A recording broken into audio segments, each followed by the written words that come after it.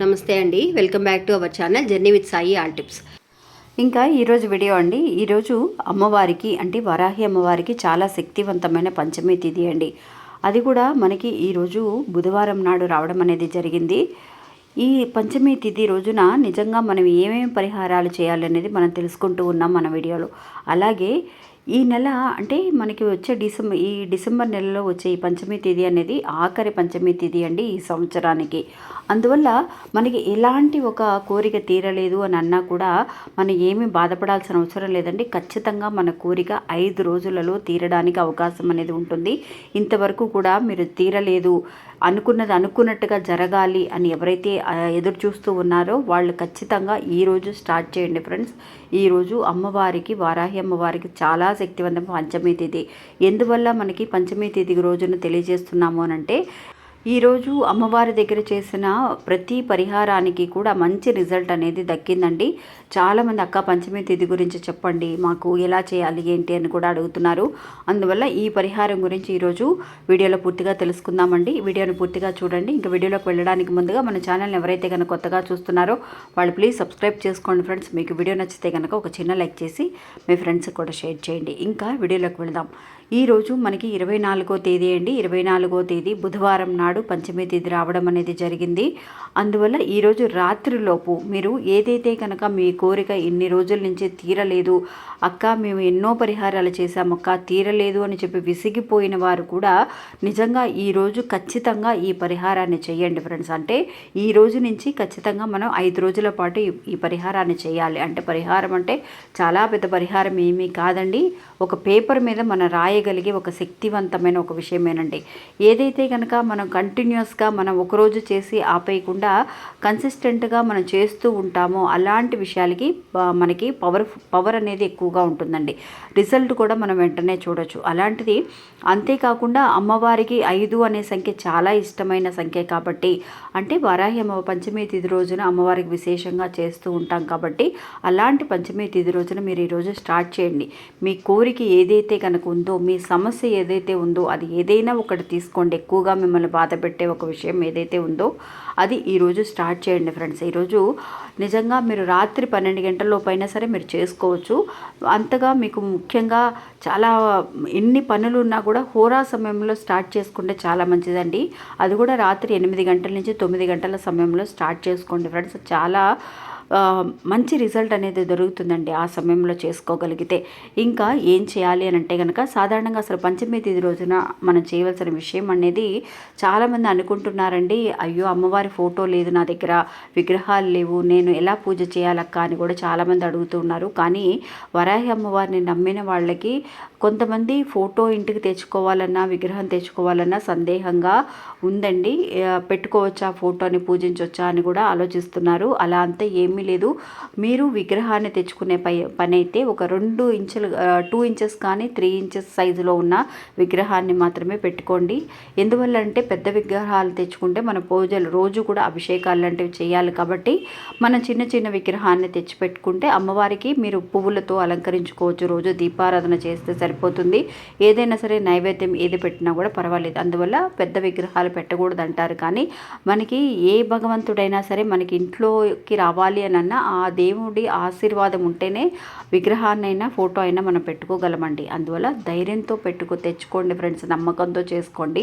అలా కుదరని వాళ్ళు మీరు మామూలుగా ఒక దీపారాధన వెలిగించినా చాలు, మట్టి ప్రమిదని తీసుకొని అందులో దీపాన్ని వెలిగించినా చాలు. ఒకే దీపంలో 5 ఒత్తులను వేసి పంచమి తిథి రోజున అమ్మవారి ముందు పెట్టండి. లేదు 5 ప్రమిదలతో దీపాలు వెలిగించినా సరే.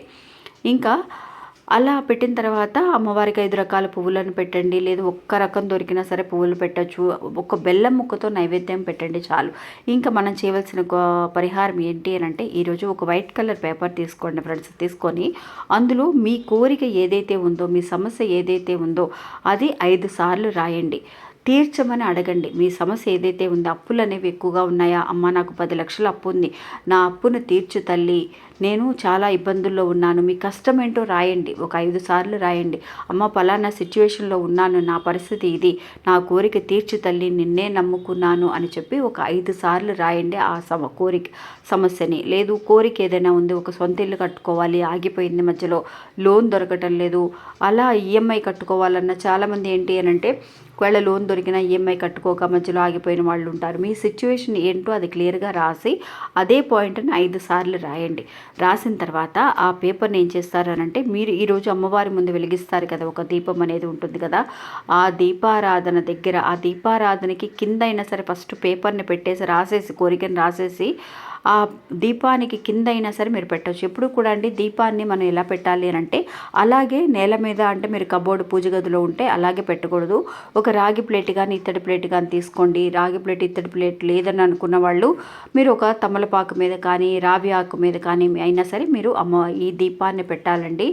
ఇంకా అలా రాగి ప్లేట్ ఇత్తడి ప్లేట్ తీసుకున్నప్పుడు అందులో కొంచెం బియ్యాన్ని పోసి అప్పుడు ఈ దీపాన్ని పెట్టండి. పెట్టిన తర్వాత ఆ బియ్యం మీద మీరు రాసిన పేపర్ ఉంటుంది కదా, కోరికను రాశారు కదా 5 సార్లు, అలాగా రాసిన ఆ కోరికని, ఆ పేపర్ని పెట్టి అప్పుడు ఈ దీపాన్ని పెట్టండి. ఆ తర్వాత ఈ రోజంతా కూడా అలాగే ఉంచేసేయండి. ఇలాగే సేమ్ మీరు ఒక 5 రోజుల పాటు చేయండి ఫ్రెండ్స్. వరుసగా 5 రోజులు చేయండి. మీకు ఏ ఆటంకాలు లేదు అని అనుకున్నప్పుడు కంటిన్యూస్గా ఒక 5 రోజులు చేయండి. తర్వాత రోజు ఏం చేస్తారనంటే, రేపు మళ్ళీ కూడా హోరా సమయంలో, అంటే రేపు మనకి ఇంకా గురువారం అండి, డబ్బుల సమస్యలతో చేసే వాళ్ళకైతే మంచి రిజల్ట్ కనిపిస్తుంది. అలాగా ఆ పేపర్ని మళ్ళీ అదే పేపర్ని తీసి మళ్ళీ అదే కోరికని ఒక 5 సార్లు రాసి అదే దీపారాధన వెలిగించే చోట పెట్టండి. అదే దీపానికి కింద పెట్టండి. లేదు అమ్మవారి ఫోటో ఉందని అనుకున్న వాళ్ళు అమ్మవారి ఫోటో ముందైనా సరే పెట్టచ్చు. అలా వెలిగించండి ఫ్రెండ్స్. 5 రోజులు కూడా మీరు ఒక్క దీపాన్ని వెలిగించినా కూడా చాలు. ఈరోజు పంచమి తిథి కాబట్టి, ఈరోజు స్టార్ట్ చేస్తున్నాం కాబట్టి 5 ఒత్తులు వేసి వెలిగించండి. 5 దీపాలు పెట్టండి. లేదు ఒక్క దీపం పెట్టినా కూడా పర్వాలేదు. మీ స్తోమతను బట్టి, మీ ఉన్న పరిస్థితి సిచ్యువేషన్ బట్టి మీరు చేసుకోవచ్చండి. అలా 5 రోజులు కూడా మీరు దీపాన్ని వెలిగించి అలా రాయడం అనేది చెయ్యండి. అదే పేపర్ని తీసి అదే పేపర్ మీద ఒక రెడ్ కలర్ పెన్నుతో రాసుకోండి మర్చిపోకుండా. చాలా మంచి రిజల్ట్ అనేది కనిపిస్తుందండి.